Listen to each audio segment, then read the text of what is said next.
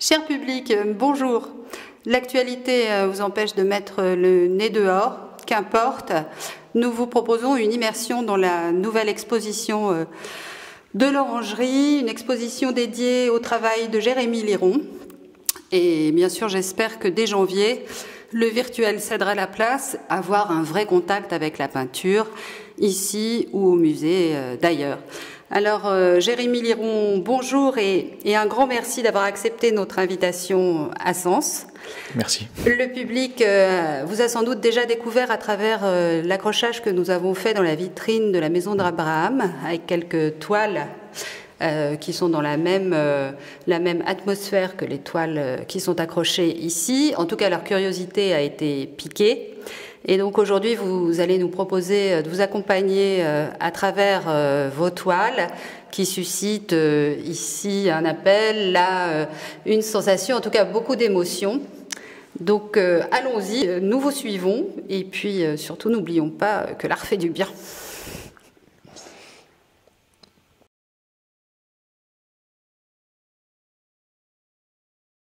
Est-ce que c'était un choix déjà décidé d'avance, le fait de vouloir présenter principalement ton œuvre qui représente Giacometti, et que ça puisse être d'ores et déjà l'affiche pour notre exposition sénonaise? Alors, ça s'est imposé assez rapidement, je crois.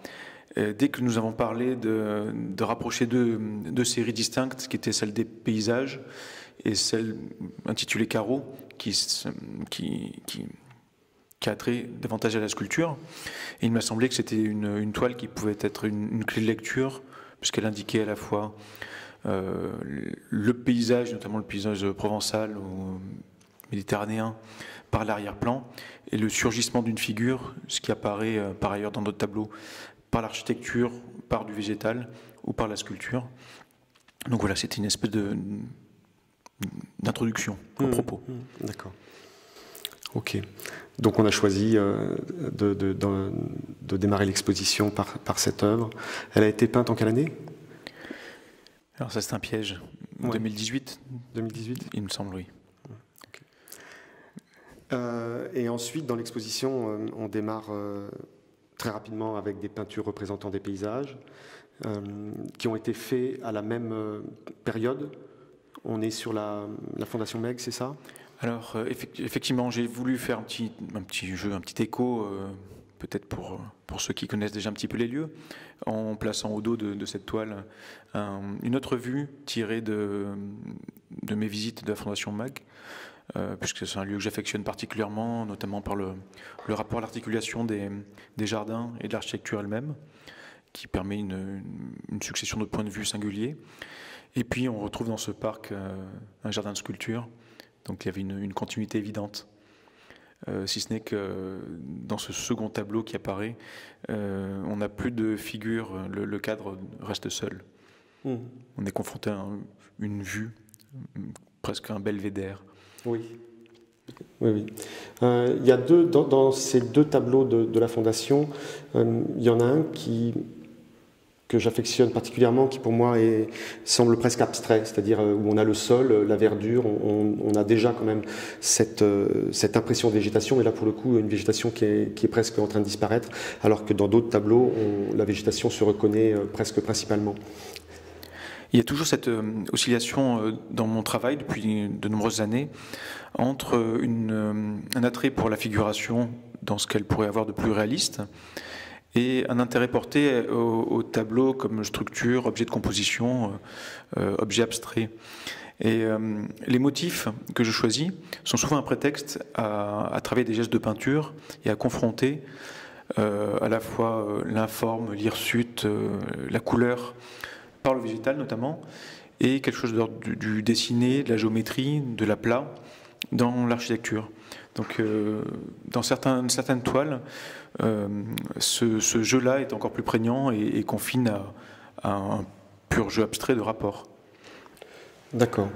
Et du coup, ces rapports, ils fonctionnent en opposition, ou tu essaies justement de pouvoir les entremêler, parce qu'on a quand même cette impression de mélange, soit entre un premier plan et un arrière-plan, mais même aussi du coup dans les formes et dans les teintes. Donc on a du coup des fois du mal à on ressent bien le sentiment, mais il y a un questionnement et du coup, voilà, par rapport à la fabrication et à savoir s'il y a une opposition. Eh bien, ce qui m'intéresse, est le fait que je poursuis ces travaux de manière sérielle depuis un certain nombre d'années, ce sont les possibilités vastes et variées de jouer avec tous ces rapports. Donc, certaines fois, on a des jeux de friction, d'opposition, de frontalité. Parfois, on a des creusets perspectives, parfois quelque chose de plus baroque ou de plus minimal. Donc, c'est un jeu relativement ouvert, qui est difficile à expliquer dans ses exigences. Parce que, effectivement, on parle de sentiments, de sensations, de quelque chose de très ténu qui semble échapper à la verbalisation. Donc, oui, ce n'est pas un travail conceptuel ou guidé par un principe a priori extrêmement défini et strict, mais à chaque fois une aventure qui se joue dans le travail lui-même. Donc déjà, tu essayes presque de peindre, j'allais dire photographier, tu essayes de peindre un ressenti. C'est ça, fonctionne le sentiment. Le lapsus est révélateur puisque le travail commence en amont de la peinture par des déambulations photographiques. C'est-à-dire que dès fin 2004, je crois, par rapport à cette série principale des paysages, j'étais alors étudiant aux Beaux-Arts de Paris et je déambulais dans la banlieue parisienne en empruntant le RER et m'intéressais à ces zones périphériques un peu transitoires, là où finit la ville, là où commence la campagne, et là où les deux, une sorte de rivage où les deux meurent réciproquement l'un dans l'autre. Et je déambulais à pareil au point, comme un chasseur à l'affût de vues, de composition, de cadrage. Et c'est comme ça que ça commence d'abord, par ces longues marches et ces dérives. Guidé par des appels du visuel. Et presque de la promenade aussi, finalement. C'est une promenade, et ça en redevient une en plus quand aujourd'hui on réalise une exposition qui remet en œuvre ces fragments prélevés. Mais oui, c'est une promenade. Parce que les peintres paysagistes, comme on pourrait les imaginer du 19e, sont effectivement des peintres de l'extérieur qui vont travailler, peindre dehors. On peut penser à Van Gogh, à Corot, à l'école de Barbizon. Mais toi, finalement, ça commence aussi de la même manière. Ça commence de la même manière, et entre nous, il y a un siècle à peu près, ce qui fait qu'il y a eu l'irruption de la photographie, qui est pas un détail. Et progressivement, pour les peintres de ma génération, la photographie est devenue un carnet de croquis. Et donc, on a tous, fréquemment, ce réflexe de sortir avec un appareil, de glaner des choses. Et le travail ensuite se recompose, s'élabore dans l'atelier. Donc, c'est pas un travail qui a lieu sur le motif.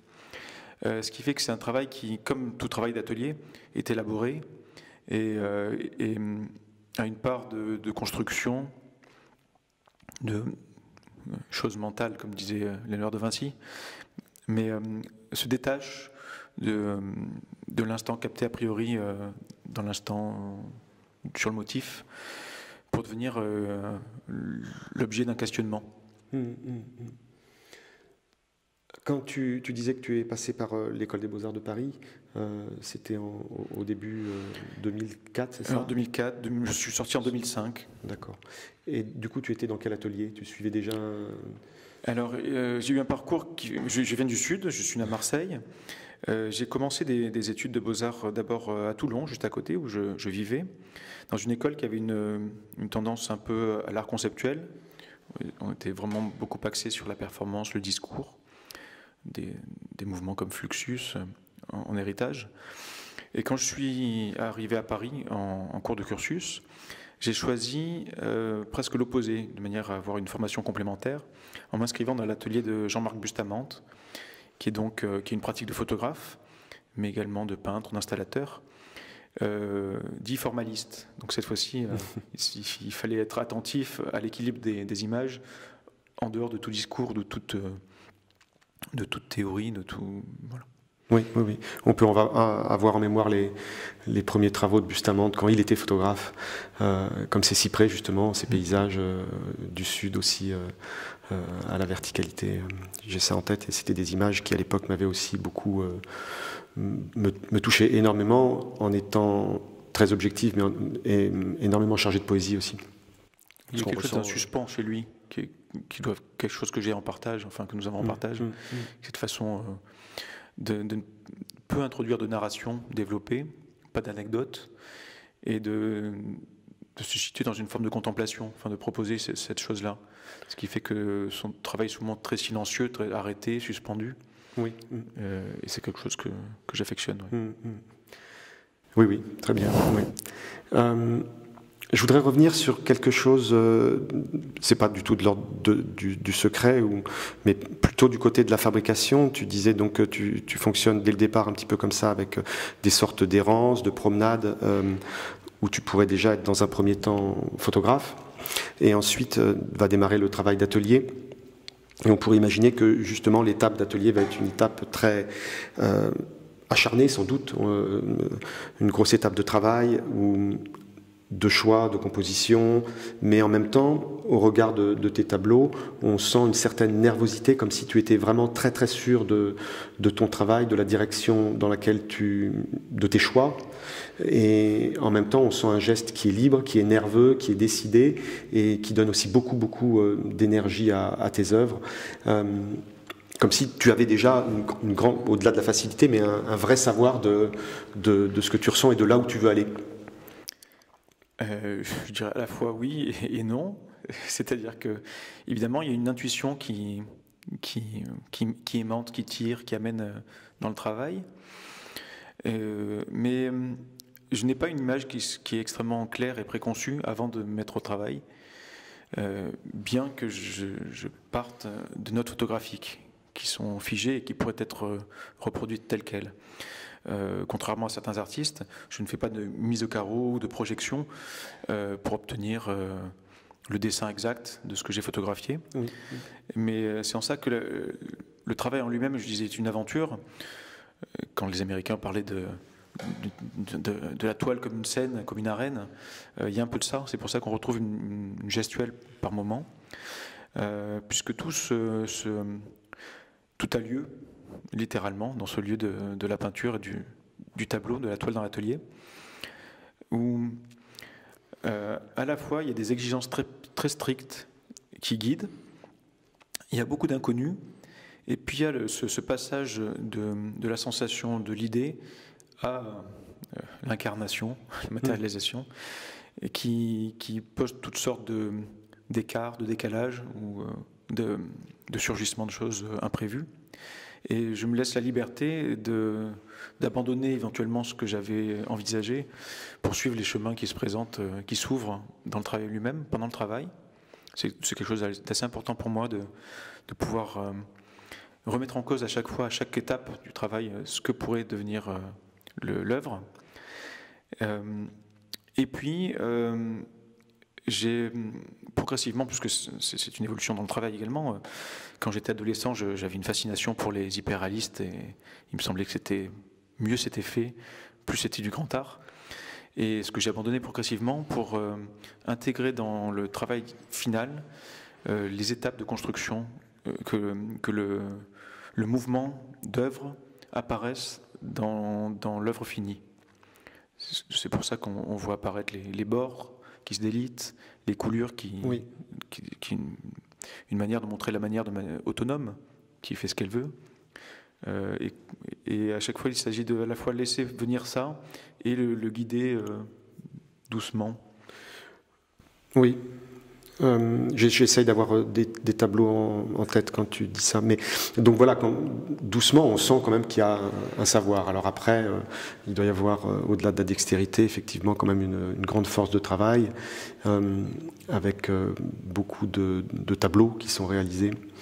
On le ressent aussi dans cette exposition, suite au début dans le parcours, on arrive assez rapidement sur une séquence que j'aime énormément qui s'intitule « Tentative d'épuisement », où on peut avoir cette impression comme si tu avais regardé à travers une fenêtre de ta cuisine ou autre, avec cette habitude quasi quotidienne de retrouver un bâtiment en face de ton regard.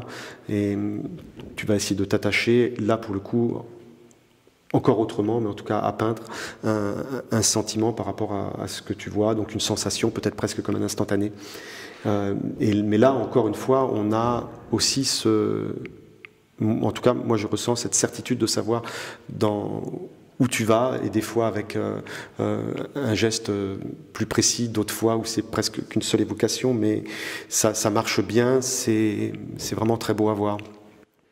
Ah oui, alors j'ai peut-être plus la certitude de ce que je ne veux pas et de tout ce que je me suis empêché de faire, qui finit par restreindre un champ. Notamment cette série, enfin les séries précédentes qui s'intitulaient les Landscape, traitaient du paysage, étaient généralement d'un même format, carré, 120 par 120, avec presque un protocole qui me faisait m'attacher à des sujets qui mettaient en relation donc le paysage et l'architecture dans ce nouage-là. Et j'aurais pu faire toutes sortes de choses, des collages, des recompositions, etc. Et ça, je l'ai évacué pour essayer de me concentrer sur les éléments primitifs, premiers, par lesquels on peut obtenir une image. Alors, je suis fasciné par certaines pratiques pariétales, où on a quelque chose d'essentiel et d'extrêmement efficace. Et d'une certaine manière, ça participe du low-tech, comme on dit, où on essaie d'avoir peu de moyens pour en tirer le plus d'effets ou de bénéfices. Dans cette série Tentative d'épuisement d'un souvenir, qui est, comme d'autres séries que j'ai produites par la suite, une sorte de dérivé de buissonnement tiré de la série principale des paysages, j'ai extrait un fragment, puisque les photographies que je prends, j'ai tendance à les imprimer, j'ai l'habitude de les imprimer sur papier pour travailler avec ça dans l'atelier. Et il m'arrive de replier le papier, de le recadrer, de retoucher, d'avoir déjà un premier travail de recomposition du regard. Et ici, à l'extrême, j'ai découpé un petit fragment d'architecture que j'avais peint une première fois, puis une seconde fois, avec la volonté de voir encore dans cette dynamique-là d'épuisement, est-ce qu'on pouvait faire plusieurs fois la même chose, comment apporter toujours du nouveau, se renouveler dans un champ restreint, sans chercher un éparpillement, une expansion, mais vraiment creuser un sillon. Et puis j'ai abandonné l'image et j'ai essayé de le repeindre à chaque fois d'après le souvenir que j'en avais, avec toutes les aléatoires, le mouvement. Et ainsi, l'image première devenait prétexte et cette architecture devenait un motif à développer une peinture qui prenait une liberté de plus en plus grande au niveau des teintes et de la structure. Donc c'était ce jeu-là qui m'a intéressé, de voir jusqu'où je pouvais aller. Dans le souvenir. Dans le souvenir, dans ses lacunes et dans le désir aussi. Puisque pour moi l'important n'est pas d'aboutir à une figuration stricte, c'est pas l'enjeu principal, c'est pas la grosse difficulté, mais de voir comment faire tenir un tableau. Et renouveler la chose, ça permet de voir toutes les variations possibles, de mesurer ça, de remettre en jeu à chaque fois ce mouvement premier. En tout cas, cette série est terriblement efficace parce que, au-delà de cette petite absence qu'on pourrait imaginer qui se crée au fur et à mesure, ou d'impression d'une disparition, c'est une série qui est extrêmement poétique et les couleurs fonctionnent bien et on a vraiment cette impression comme ça d'y être et de sentir cette mémoire comme ça qui disparaît peut-être un petit peu. Pour revenir à tentative d'épuisement d'un souvenir, du coup je voulais savoir, il y a quand même de la curiosité dans ton travail, on peut se poser des questions et la question c'est là, est-ce que c'est une fenêtre et quelle fenêtre, et est-ce que c'est finalement à un moment particulier de ta vie, à un moment d'attente ou alors où le temps est un peu autre pour toi à ce moment-là? L'idée que je donnais à voir des choses qu'on occultait d'habitude et en le faisant avec un classicisme qu'il rapatriait dans les choses aimables. Et peut-être que c'était une façon de tourner le regard vers ces endroits-là d'une manière autre que par le filtre de l'actualité violente. Et puis je me suis demandé, j'ai trouvé cette vision un peu réductrice par rapport à la lecture de mon travail, puisqu'il y a beaucoup d'autres choses en jeu dans le fait de peindre. Ce ne sont pas des photographies documentaires. Et je me suis demandé à ce moment-là si est-ce que mon travail ne tenait qu'à ça, à cette espèce de dialectique efficace entre l'immeuble, la barre d'immeuble de banlieue et la peinture à l'huile, ou est-ce qu'il pouvait tenir également avec des images plus aimables. Et c'est un moment où, parallèlement, donc natif du Sud, j'avais un peu une nostalgie des images d'enfance, du climat, et des images remontaient. Donc j'ai réalisé plusieurs tableaux d'après des images plutôt balnéaires. Cette série part d'un fragment glané dans mes archives qui évoquait ces images de mon enfance, de mon passé, enfin, des choses comme ça. Donc il y a souvent, enfin toujours pour moi, une attache affective aux images. C'est pour ça que ce ne sont pas des images que je glane sur Internet ou que je prélève, mais il est important pour moi que ça a un écho à des sensations, des souvenirs. Et donc c'est pas forcément une fenêtre que j'ai eue sous les yeux, mais c'est une vue que j'ai captée, avec laquelle j'ai vécu dans l'atelier, puisque ce sont des tirages qui m'accompagnent, qui jonchent le sol de l'atelier, qui peuvent patienter des mois ou des années avant que je trouve à en tirer quelque chose. Ceci dit, cette histoire de fenêtre ou de mur est importante, puisque c'est presque la définition d'un tableau, qui est cette ambiguïté justement de surface entre le mur d'inscription et la fenêtre de projection. Oui. Comme photographe, j'ai assez rapidement pensé aussi à la première photographie de Niepce, qui est la vue de sa fenêtre à côté de Châlons. Et il y a quelque chose aussi, peut-être comme ça, une évocation, mais qui aussi fonctionne avec cette image comme très rapidement l'évocation d'un souvenir aussi. Ce que fait par ailleurs très bien la photographie. C'est quelque chose qui revient souvent. Enfin, pour les anecdotes, ça m'est arrivé. Alors, comme je disais, ces tableaux sont souvent retravaillés. Ils partent d'images prélevées, glanées, photographiées, mais ils sont retravaillés, distordus, recomposés à l'atelier. Le fait qu'il n'y a pas un rapport documentaire ou indiciel, mais on pourrait parler de sorte d'abstraction. Hein. Mais ce qui est des choses amusantes, c'est qu'il m'est arrivé plusieurs fois dans des expositions qu'il y a des gens qui s'arrêtent devant certaines toiles et qui aient l'impression de reconnaître les lieux et de me dire c'est un paysage d'enfance, ça je connais. Alors que c'était des lieux qui n'existaient pas, qui étaient reconstitués ou qui étaient bien loin de leur vécu. Mais il y avait souvent cette projection. Et, il me semblait que souvent des personnes pouvaient investir de leur propre imaginaire, de leur propre vécu, de leur propre mémoire dans ces images qui devenaient des réceptacles ou des échos. Mais comme ça a fonctionné directement avec toi, presque au départ. Oui. Oui. Dans cette exposition à l'Orangerie, on arrive à voir la série sur l'artiste splendide anglais Caro. Il se trouve que, en fait, moi, je t'ai découvert par cette séquence-là, de savoir à quelle période a démarré ce travail-là, et aussi de réfléchir au cadrage, aux détails, aux sentiments, à savoir si tu as fonctionné aussi de mémoire par rapport à des œuvres de Caro que tu connaissais, et quelle part pouvait avoir la photographie si tu avais des images déjà d'œuvres de Caro. Là aussi, c'est un cheminement qui s'est opéré, et cette série peut paraître assez différente du reste,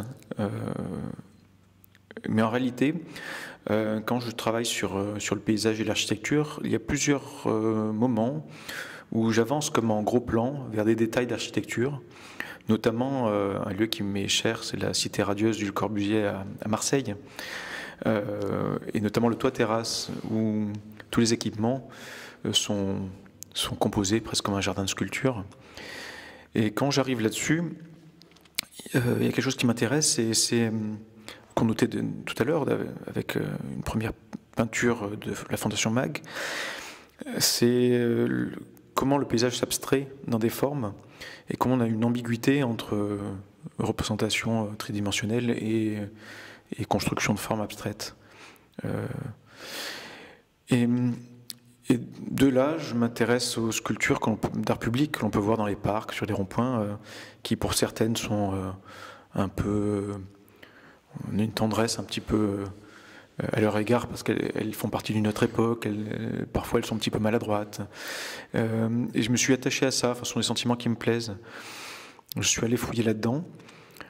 Et je ne sais plus exactement comment ça s'est fait, mais j'ai commencé par m'intéresser à des gros plans de sculptures massives, constructives, avec cette ambiguïté de figurer de l'abstraction. Et j'ai retrouvé dans l'atelier qui traînait un catalogue de carreaux que j'avais depuis de nombreuses années, et il me semblait que c'était un travail qui m'intéressait parce que précisément cet artiste me semblait être toujours sur le fil entre quelque chose qui pourrait sembler un peu dépassé, un peu daté, oui. Et un renouvellement constant, malgré le travail des formes simples et semblables. Et j'étais fasciné par cet équilibre qu'il parvenait à créer dans une sculpture qui était très formelle, formaliste, et qui souvent était pleine d'écho à la peinture, parce que lui, il n'est pas rare qu'il fasse des citations de tableaux classiques par une sculpture oui. abstraite, enfin c'est un terme qui ne lui plairait pas non plus. Et il m'a amusé de moi, par la figuration, revenir mettre une couche de sens là-dedans et me saisir des abstractions pour les réinterpréter en les extrayant de leur contexte et en faisant des petits fragments de paysages. Du coup, j'ai ramené ce ciel bleu qu'on voit dans d'autres peintures de paysages qui vient trouer les sculptures ou les contextualiser. Mais c'est un travail qui s'est développé sur plusieurs années et qui me plaisait parce qu'il était un peu plus libre encore, plus expérimental peut-être d'une certaine manière, alors qu'il me permettait de rejouer les mêmes questions de la peinture, c'est-à-dire des rapports de forme, de couleur, de masse, d'espace, de perspective, et des jeux de contact. Dans la peinture, c'est perpétuellement un jeu de mise en contact de forme et de matière et de couleur. Oui. Et tout le travail est de savoir qu'est-ce qui se passe dans ces espaces de rencontre, comment on les traite. Et la sculpture est un peu la même chose, notamment celle de Caro. Mais là, ça fonctionne vraiment très très bien parce qu'on sent aussi il est uniquement question de peinture, donc il n'y a pas du tout de question de reproduction, mais voilà, on est pour moi dans la peinture très directe.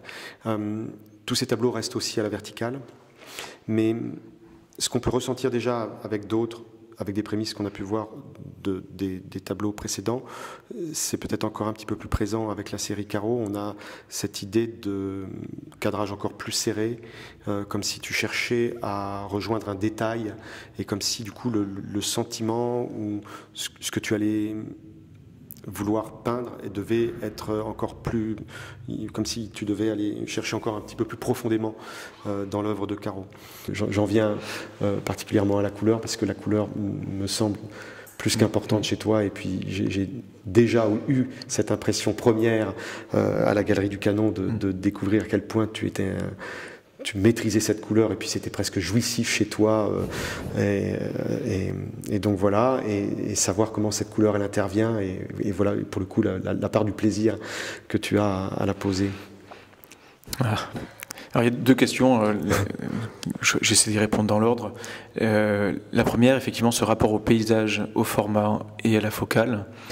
On remarquera qu'effectivement, la plupart du temps, mais quand je prends des photographies, c'est la même chose, j'ai tendance à préférer le format vertical, oui. Et même un rapport de proportion qu'on appelle figure, c'est-à-dire qui est dédié au portrait. Oui, c'est ça, oui, oui. Avec ce rapprochement en plus focal. Ce qui crée une ambiguïté, mais qui est porteuse de sens pour moi, puisque ces paysages, la manière que j'ai de les traiter, ils finissent par rejoindre la réalité des portraits. Il me semble à chaque fois que je regarde des choses qui me regardent en retour, et que ce rapprochement est une façon de répondre au surgissement des formes et à ce en quoi elles me concernent.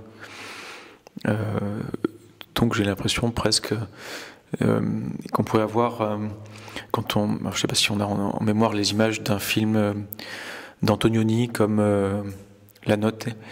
Mais on le retrouve dans beaucoup de ses films, un sentiment de donation phénoménologique, d'événements, de surgissements, presque hallucinés.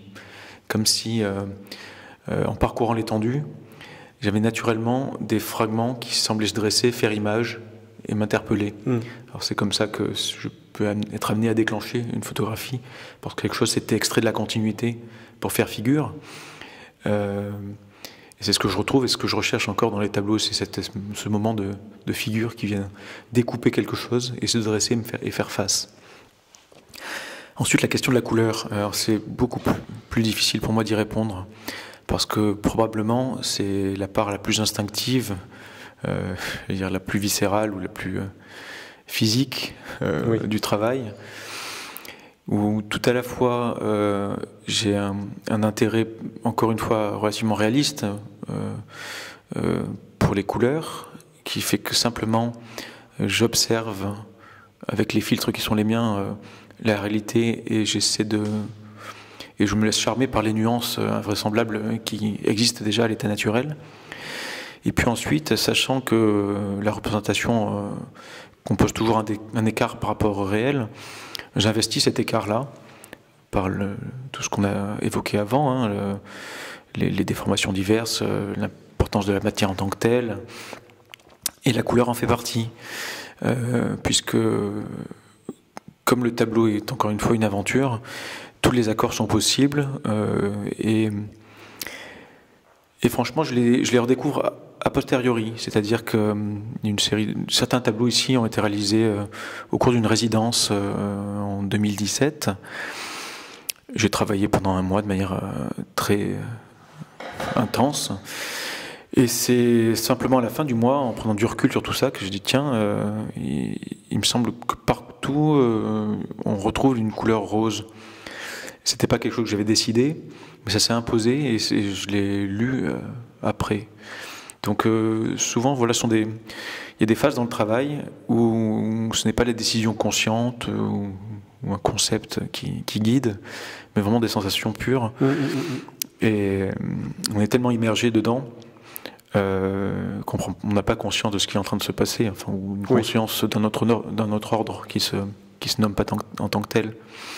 Et c'est après que je vois ce qui se passe. Qui apparaît couche par couche, c'est-à-dire que il s'agit à certains endroits, dans peut-être, quand tout à l'heure j'ai évoqué une certaine rapidité, c'est-à-dire un savoir du départ de l'effet, ou en tout cas de ce que tu vas chercher à produire, à d'autres moments c'est plutôt l'inverse, c'est-à-dire que la révélation se fait, la révélation est plus nuancée et va apparaître un petit peu couche par couche, comme si on pouvait commencer, en fait comme dans la peinture classique presque. C'est ça, j'ai pas évoqué cet aspect technique, mais c'est vrai que quand je projette un tableau, c'est une question de sensation, d'émotion, plus que d'image figée.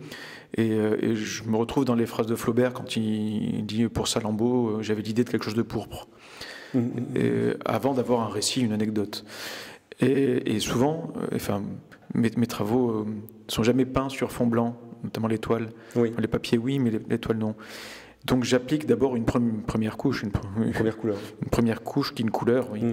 Et cette couleur va déterminer l'ambiance, la chaleur, la température, le climat de l'image à venir. Donc ça détermine dès le départ, c'est important pour moi. Certaines peintures, je vois un verre d'eau très délavé, quelque chose d'assez froid, et d'autres c'est un rouge anglais, brique, ou très souvent j'ai recours des terres de sienne presque dorées. Et ces sous-couches sont apparentes à plein d'endroits en réserve dans l'image et continuent de faire vibrer les couleurs. Mais ça, que pour moi, il y a quelque chose qui serait de l'ordre de la peinture zen, qui doit intérioriser les choses avant de les retranscrire en relâchement. Oui, il faut que je laisse monter en moi ces sensations-là, non pas pour les représenter de manière stricte par le biais photographique, mais par trouver un élément de traduction qui passe par un geste, une texture, une couleur, un accord de couleur qui permet de faire ressurgir ou de suggérer les sensations qui m'animent ou que j'ai que j'ai ressenti. Peux-tu nous parler du coup de l'œuvre derrière nous? J'en profite parce qu'elle est filmée et puis on peut la voir. J'ai quelques obsessions comme ça dans le travail, notamment, je le citais juste avant, le travail du Corbusier, qui revient fréquemment dans mes travaux. Des figures comme l'agave, les troncs de pin tortueux, qui rappellent évidemment les paysages d'enfance. Et il y a une fascination pour un lieu que je n'ai pas visité pour le coup, c'est un des rares, qui est la Villa Malaparte à Capri. Oui. Pour son architecture singulière, cet isolement sur son promontoire rocheux, qui en fait une image de rêve. Et cette toile fait partie de ces travaux autour de cette figure-là, de la maison de Malaparte. J'ai réalisé plusieurs toiles qui s'inspiraient du Mépris de Godard, avec des plans de caméra où on était sur le toit terrasse de la villa, avec l'horizon de la mer en arrière-plan. Et cette fois-ci, j'avais toutes sortes de catalogues, de livres qui archivent tout ça. Et j'ai extrait des images qui partaient de l'intérieur de la maison et qui donnaient sur le paysage. Et avec ce jeu que je répercute souvent dans les tableaux, de mise en abîme, d'image dans l'image, ou de cadre dans le cadre, où chaque tableau parle de ce que c'est qu'être tableau, et le joue à plusieurs niveaux, notamment ici donc par ce cadrage de fenêtre, mais également par la découpe à nouveau, par l'objet de tableau lui-même. Oui. On peut du coup isoler également chaque partie à l'écart de l'autre et l'apercevoir comme un fragment de composition encore plus radical que l'ensemble. Oui. On a une perception à la fois unitaire et fragmentée, et puis on a ces jeux de cadre dans le cadre qui se jouent davantage ici, parfois de manière encore plus accrue lorsque je présente les peintures sous plexiglas, où on a encore une entrave supplémentaire, qui sont comme des effets de strates du regard, de profondeur, avec à la fois quelque chose qui, comme le mur, vient se rapprocher, propose quelque chose d'opaque, de frontal, de bouché, et des découpes, des ouvertures qui ouvrent sur une perspective.